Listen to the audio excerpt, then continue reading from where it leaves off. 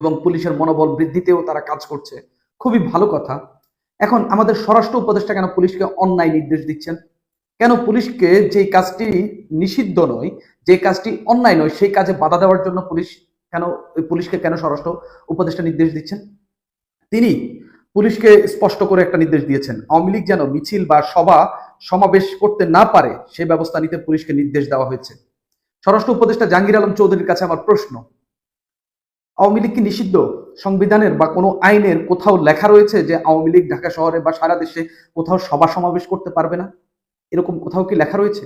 যদি লেখা না থাকে তাহলে তারা একটা গণতান্ত্রিক কার্যক্রম পরিচালনা করবে, সেটাতে আপনি বাধা দেওয়ার কে? বা সেটাতে বাধা দেওয়ার জন্য পুলিশকে নির্দেশ দেওয়ার কে? আপনাদের সরকার গত 8 মাসের বেশি সময়, 8.5 মাস, কিছুদিন পরে 9 মাস হয়ে যাবে ক্ষমতায়। আওয়ামী লীগের বিষয়ে তারা সিদ্ধান্ত নিল না কেন? তারা তো অনেক কিছুই করতেছে, অনেক কিছুই করতে পারতো, তারা কেন আওয়ামী লীগকে নিষিদ্ধ করেনি? আওয়ামী লীগকে যদি নিষিদ্ধ করে দিত তাহলে অটোমেটিক্যালি এখন ছাত্রলীগ কোথাও মিছিল করলেই পুলিশ গিয়া বৈধভাবে, আপনি যে কোনো আইনে, যে আইনেই তাকে নিষিদ্ধ করেন না কেন, বৈধভাবে পুলিশ গিয়া তার আইনের প্র্যাকটিস করছে, কারণ সেটি একটি নিষিদ্ধ সংগঠন। এখন ছাত্রলীগ আওয়ামী লীগকে নিষিদ্ধ সংগঠন, তাহলে যেই সংগঠনটি নিষিদ্ধ হয়নি, যে সংগঠনটির রাজনৈতিক ক্রিয়াকর্ম সরকার বন্ধ করে দেয়নি, যেই সংগঠনের নিবন্ধন বাতিল হয়নি, সেই সংগঠন মিছিল মিটিং করলে অসুবিধা কোথায়? মানে এই কাজটিতে বাধা দেওয়ার জন্য পুলিশকে নির্দেশ দেওয়াই অন্যায়, অন্যায় নির্দেশ। মানে পুলিশকে আবারও অন্যায় করার জন্য আপনি নির্দেশ দিলেন।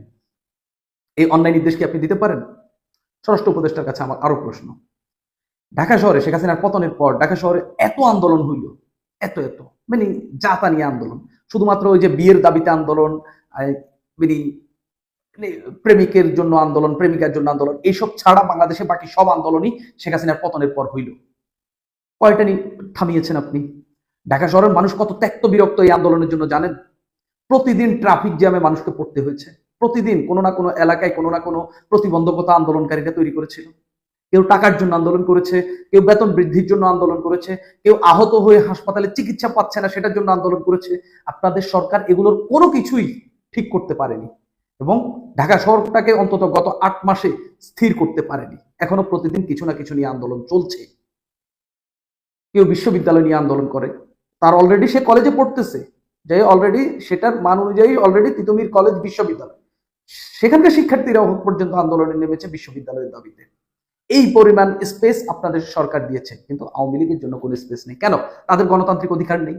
যদি তাদেরকে আপনি মনে করেন আওয়ামী লীগ গণহত্যা চালিয়েছে, যে কোনো আইনে, সন্ত্রাসবাদী আইন হোক, 78 সালের এই রাজনৈতিক দল নিষিদ্ধের যে আইন সেটা হোক, বিচার প্রক্রিয়ার মাধ্যমে হোক, যেভাবেই হোক নিষিদ্ধ করেন, অসুবিধা কি? কিন্তু আওয়ামী লীগ যেহেতু নিষিদ্ধ না, আওয়ামী লীগের সভা সমাবেশ যেহেতু আপনি করতে বা বাধা দিতে পুলিশকে যে আপনি নির্দেশ দিলেন, তো আপনি বিএনপির সভা সমাবেশ এসে বাধা দিতে নির্দেশ দেন, জামাতের সভা সমাবেশে বাধা দিতে নির্দেশ দেন, এনসিপির সভা সমাবেশে বাধা দিতে নির্দেশ দেন। দলগতভাবে আপনি দলটির বিরুদ্ধে কোনো সিদ্ধান্ত নেননি, কোনো সিদ্ধান্ত জানাননি, তাও কেন আপনি এরকম অন্যায় নির্দেশ দিবেন? এই অন্যায় নির্দেশ দিয়াই পুলিশকে দিন দিন খারাপ করা হয়েছে। এখন পুলিশ কোন আইনে আওয়ামী লীগের সভা সমাবেশে বাধা দিবে? কিসের ভিত্তিতে? কোনো আইন প্রয়োগের কোনো স্পেস রয়েছে? হ্যাঁ, পুলিশ একটা জায়গায় করতে পারে, ওইখানে আওয়ামী লীগের সভা সমাবেশে যাদের বিরুদ্ধে মামলা রয়েছে সেখান থেকে তাদেরকে গ্রেফতার করে নিয়ে আসতে পারে। কিন্তু সভা সমাবেশে বাধা দেওয়া, এভাবে সরাসরি নির্দেশ দেওয়া, এটা কি বুঝে গেল? তিনি আরো কথা বললেন যে হচ্ছে যদি পুলিশ কর্মকর্তারা পরিস্থিতি নিয়ন্ত্রণে ব্যর্থ হলে তাদের বিরুদ্ধে ব্যবস্থা নেওয়া হবে। কি মানে জটিল কথা! একটা অন্যায় নির্দেশ দিলেন, আবার সেটা ঠিক মতো করতে না পারলে নাকি ব্যবস্থাও নিয়ে নেবেন। কোন দিকে যাচ্ছে সরকার? আর এই স্বরাষ্ট্র উপদেষ্টা তো কিছু রোগ রয়েছে, তার উপদেষ্টাগিরি থাকছিল না, অনেকেই তার পদত্যাগের আন্দোলন করছিলেন, অনেকেই তার মানে গায়বানা জানাজাও পড়ে ফেলেছিলেন। তো তিনি এখন হচ্ছে নিজের ইজ্জত রক্ষায়, নিজের গদি রক্ষার জন্য তিনি দেখলাম যে একবারে আওয়ামী লীগ বিরোধী হয়ে উঠলেন। তিনি একেবারে মানে এর আগেও তো একজন আওয়ামী লীগের পক্ষে, এর আগের স্বরাষ্ট্র উপদেষ্টা যিনি ছিলেন এম শাখাওয়াত হোসেন, আওয়ামী লীগের পক্ষে কথা বলার জন্য যার পদ গেল, তো ইনি আসলে তার পদটা টিকাই ফেলতেছেন আওয়ামী লীগের বিরুদ্ধে। যে দেশে ডাকাতরা ভালো আছে, দেশে দর্শনকারীরা ভালো আছে, দেশে যারা অন্যায় করছে, চিন্তাই করছে, তারা সবাই ভালো আছে, শুধুমাত্র এই স্বরাষ্ট্র উপদেষ্টা আওয়ামী লীগের পিছনেই পড়ে আছে। এভাবে নাকি তারা হচ্ছে দেশকে আইন শৃঙ্খলা পরিস্থিতি উন্নতি করবে। এখন স্বরাষ্ট্র উপদেষ্টা বলতে পারেন যে হচ্ছে ধর্ষণ, তারপরে হচ্ছে ডাকাতি যেগুলো হয়েছে সেগুলো আমরা ঠিক করেছি, কমিয়ে এনেছি। আপনারা কমিয়ে এনেছেন কোথায়? ডাকাতরা হয়তো হচ্ছে আপাতত কিছুদিন হচ্ছে মানে হয় না, কাজে বেশি হয়রান হয়ে গেলে একটু জিরিয়ে নিচ্ছে, হয়তো জিরিয়ে নিচ্ছে। আপনাদের